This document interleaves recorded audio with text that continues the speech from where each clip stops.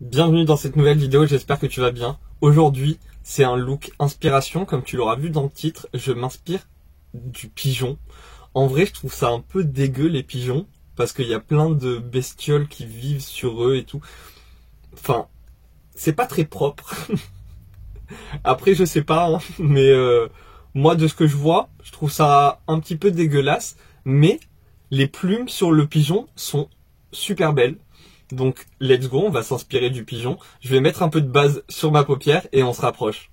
J'ai mis de l'anti-cerne sur ma paupière. Maintenant, je prends un crayon gris et je vais faire une petite base avec, un petit peu comme un cut crease. Voilà, quelque chose comme ça. Ensuite, avec un pinceau, je travaille ma matière. Là, c'est des pinceaux de chez Max & More que tu achètes à Action. Ils sont crémeux. Et ils ne sèchent pas, ils mettent genre 3 mois à sécher.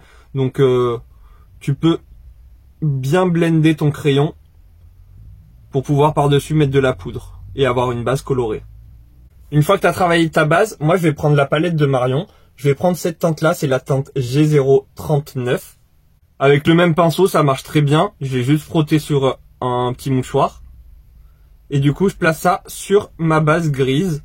Le fait d'avoir mis une base grise en dessous, là le crayon, tu vois bien, il est plus foncé que le fard. Du coup, ça va le foncer un petit peu le fard. Et moi, je préfère mettre des bases, j'aime beaucoup mettre des bases. Comme ça, c'est bien intense. Et ça tient plus longtemps, en tout cas, ça bouge beaucoup moins. Par contre, là, je trouve qu'il est un petit peu trop gris. Du coup, je vais prendre G012 et je vais le mélanger avec le gris pour avoir un espèce de gris bleuté. Et donc, je repasse par-dessus.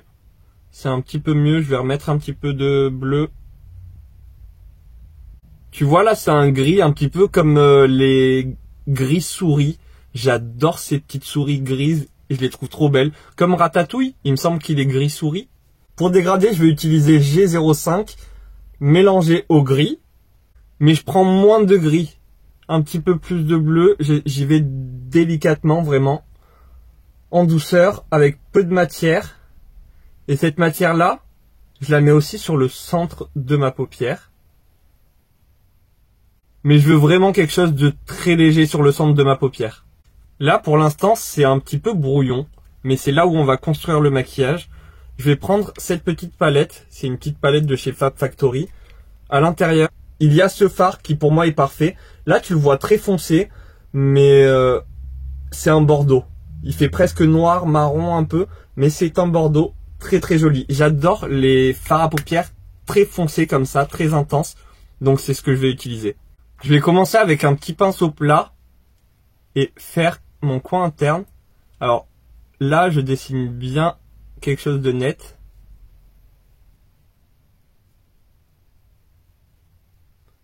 Je remplis dans le coin interne et je dégrade un petit peu avec ce qu'il y a à côté. Cette fois-ci, je prends le même fard mais je change de pinceau. Je prends un pinceau un petit peu plus estompeur et je place la matière ici. Comme ça, je peux dégrader correctement là, dans le coin externe et bien diffuser et dégrader ma matière ici. J'hésite pas à y aller délicatement pour pas trop faire d'erreur. Je rejoins pas les deux couleurs entre elles. Je les laisse un petit peu comme ça, mais je dégrade avec le gris. Donc j'hésite pas à reprendre le pinceau gris et venir flouter ici. Et même ici si j'ai besoin. Je prends un liner et je me trace du coup un liner. Mais pas très fin. Alors d'habitude j'essaye d'être au plus fin possible. Là je l'épaissis un petit peu parce que je veux qu'il se voit. Trop cool, j'ai le scotch, du coup c'est plus simple. C'est maintenant où ça va devenir super intéressant. Là le look je le trouve sympa. Mais tu vas voir, va y avoir un petit peps en plus avec un des crayons de chez Shiglam. J'ai acheté ça il y a pas longtemps parce que si tu me suis correctement, enfin correctement, fais comme tu peux, hein, mais si tu me suis, tu dois être au courant que j'ai acheté des crayons de la marque Moira et ils sont parfaits. Celui-là, enfin ils sont parfaits, ils sont géniaux, ils sont super beaux. Et celui-là, alors je te montre un peu la couleur du crayon comme ça, mais je sais pas si tu vas bien voir.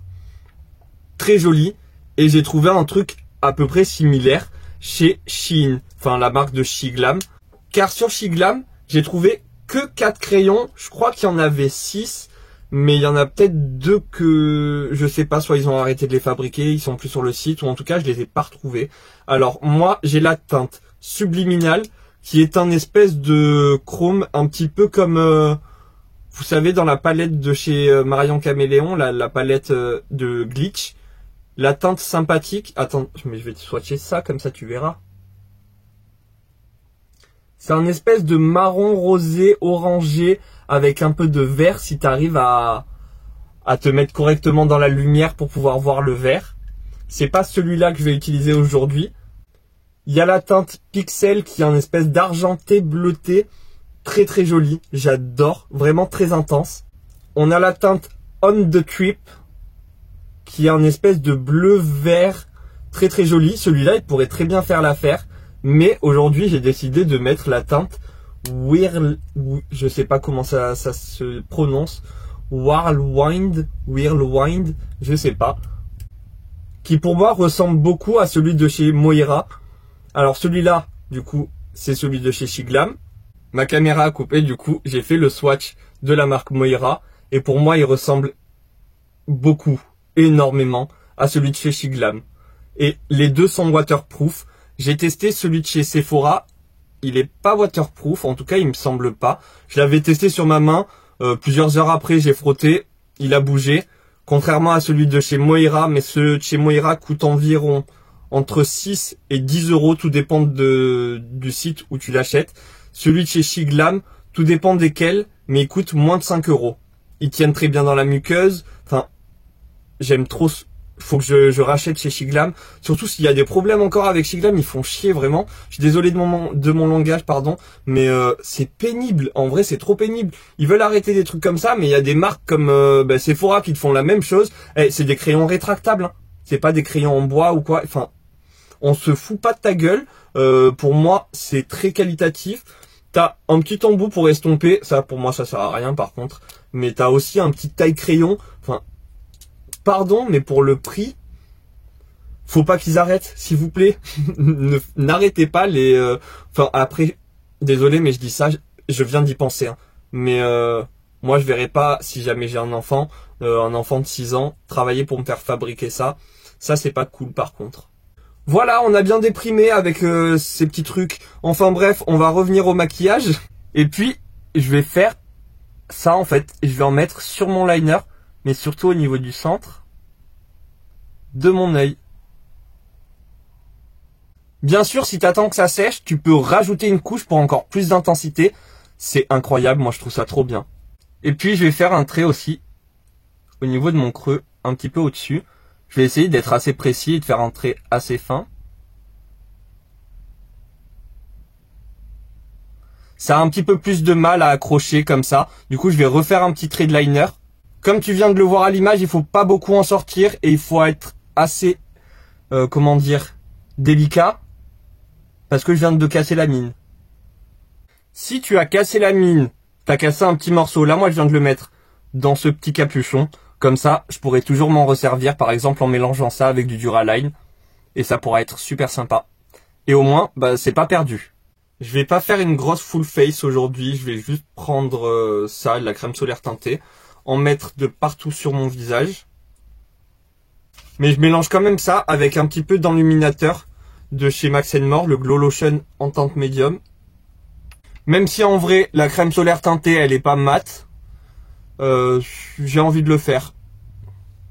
Sûrement que cette fois-ci, c'est la dernière fois que j'utilise ce bronzer. Donc, je vais en profiter, je vais l'utiliser comme ça, c'est fait. Pour mon anti-cerne, je vais utiliser celui de chez Herborian. Mais vu qu'il est un petit peu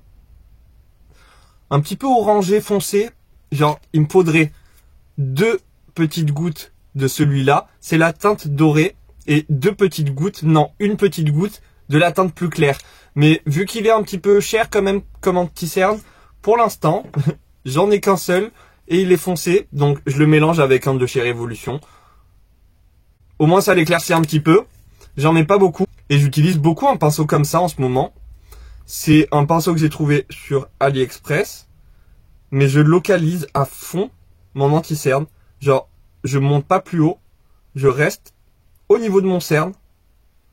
Et là, bah ça me permet d'être bien propre, vu que c'est carré, bien droit.